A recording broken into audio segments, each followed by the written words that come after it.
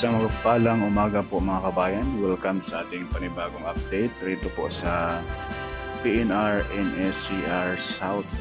Sa portion po ito mga kababayan ng Santa Rosa City, Laguna. Ito po yung may pulay-pula mga kabayan. Yan po yung Santa Rosa Sports Complex, kung saan ang tapat niyan mga bayan, yan na po yung sikat na shopping mall sa ating bansa, no? At dito sa kulay pula na yan, katabi nitong Santa Rosa Sports Complex, dito po itatayo yung future Santa Rosa new station ng PNR. Diyan po sa bakanting lote na yan mga bayan, itatayo mga bayan, no? So ngayon, ipakita ko po sa video natin, sa drone shot natin, ang actual drone shot. Ayan po, yung Maharlika Highway na nasa baba natin. At yung kanan na yan, yan na po yung sikat na shopping mall rito sa Santa Rosa City, Laguna. At itong kaliwa, yan na po yung alignment ng PNR. Ito po yung bakanting lote. Sa kalagitnaan itong sikat na shopping mall at Santa Rosa Sports Complex mga kababayan, tinambakan na ngayon ng lupa yung pagtatayuan ng Santa Rosa PNR New Station. Ayan po, makikita pa natin mga kababayan, no? Yan pong nilagyan natin ng araw dyan sa area na yan. Tingnan nyo mga aigi mga kabayan, di ba naka-square siya pahaba. Naka-align siya dyan gilid sa alignment mismo ng PNR. So ang right side ay palayan po ito. Na ngayon ay tinatambakan na po ng mga lupa. Ayan po mga kabayan, oh. Kita nyo yan. Lapitan natin. Yung kulay blue na building na yan, yan na po yung Santa Rosa Sports Complex. Sa gawing kaliwa ang sports complex. At ang alignment ng PNR ito po. So yung square na yan mga kabayan, dyan po itatayo yung future Santa Rosa PNR Station. Sa ngayon po ay paspasan na po yung pagtambak ng mga lupa dyan. Dahil dito sa area medyo mababa at palayan po ito. Yung kulay blue na yan na building, yan na po yung Santa Rosa Sports Complex.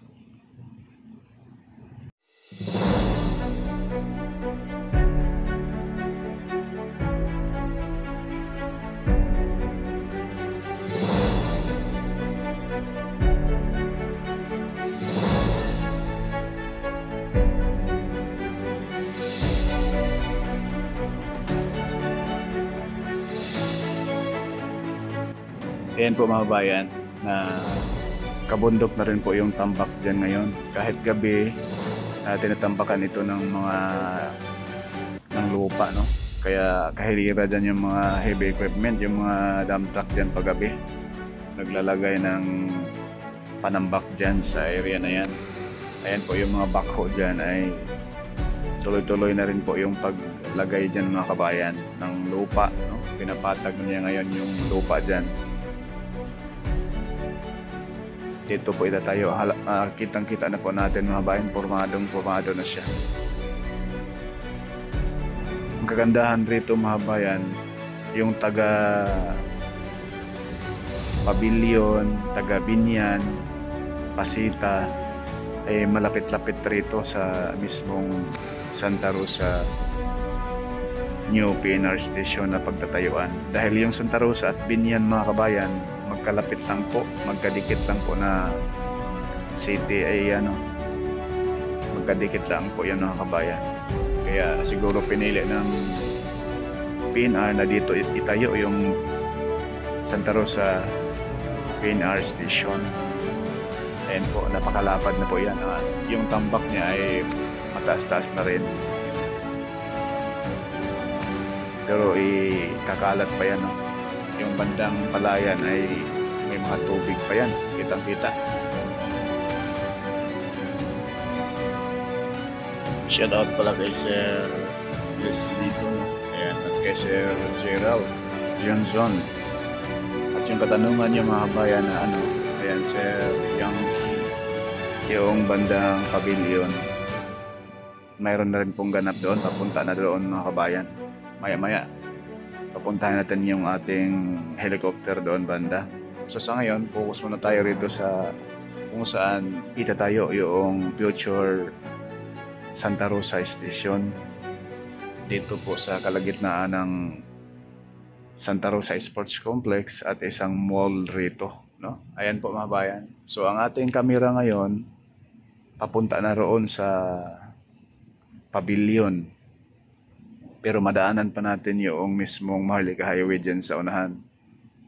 Ayan pa rin yung mga kabahayan sa baba mga kabayan. No? Pinapaalis na yan sila pero unti-unting bumalik dyan sa gilid ng PNR. Shout out po sa ating mga kabayan dyan. No? Yung iba kasi dati mga kabayan wala ganong bahay dyan. No? Ngayon na itatayo na yung PNR, dumami yung mga squatter dyan, gilid mismo ng PNR mga kakabayan. Kayo na po ang bahalang mag-isip. Ayaw ko pong magsabi ng ano, no? Mahirap na. Ayan po, yung bandang kanan mga kabayan, yan ay papuntang Maynila na yan. Papuntang Binyan. So ito yung alignment ng PNR dito sa baba ng ano natin, drone. Yung kulay blue na yan, yan po yung sabungan dyan, no? At yan po yung mall dyan sa kabila. Yung sikat din po na shopping mall sa ating bansa. Bandang kanan, yung pangalawang building, no? Itong building na sa baba natin ay isang ano po yan, no? Nagbibenta ng mga mamahaling furniture, no? Ayan na po mga kabayan. Dyan sa area na yan, diretsuhin mo yan, pavilion na yung unahan. So dito sa area, may mga board pile nang nakabaon rito. So yung paghuhukay ngayon ng mga board pile, babaunan ng mga board pile ay papunta na dyan sa mismong, sa unahan dyan mga bayan, may tulay dyan, no? Malaking ilog din. Yun na yung pavilion, no? Sa unahan. Ayan po yung mga heavy equipment mga bayan, kitang-kita natin. Kaya sa mga ating mga bayan dyan, kung may ganap pa sa pavilion, pinuntahan natin, papunta pa lang doon yung paghukay, no? Kumbaga, iba rin po yung gumagawa na rin po doon sa may San Pedro. Ganito rin po mga kabayan, nagbabaon na rin po ng mga board pile.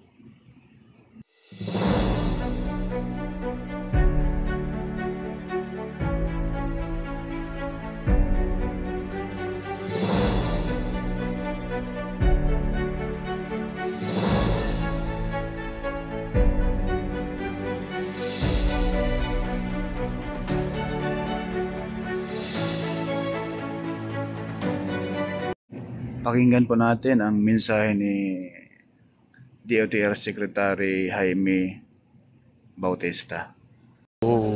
Clark to Valenzuela, no?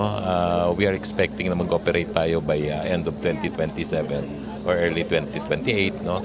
And then yung construction from Valenzuela to Calamba, siguro it will take another 2 years. Itong buong project na to from Calamba to Clark ay almost 800 billion pesos, more than 800 billion.